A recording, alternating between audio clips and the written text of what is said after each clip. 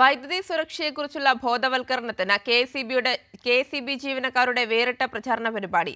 ലളിതമായും രസകരമായും അവതരിപ്പിക്കുന്ന വഞ്ചിപ്പാട്ട് വർദ്ധിച്ചുവരുന്ന അപകടങ്ങളെ തടയാൻ പ്രയോജനപ്പെടുമെന്ന പ്രതീക്ഷയിലാണ് ജീവനക്കാർ. ദേശീയ വൈദ്യുതി സുരക്ഷാ വാരാചരണത്തിന്റെ ഭാഗമായാണ് കെ.എസ്.ഇ.ബി നേതൃത്വത്തിൽ വ്യത്യസ്തമായ സുരക്ഷാ ബോധവൽക്കരണ പരിപാടി. വടകര നോർത്ത് സെക്ഷനിലെ ജീവനക്കാർ തയ്യാറാക്കി അവതരിപ്പിക്കുന്ന ഫ്ലാഷ് മോബും ബോധവൽക്കരണ പരിപാടിയും കാണാൻ നിരവധി പേർ കവലകളിൽ ഒത്തുകൂടുന്നു.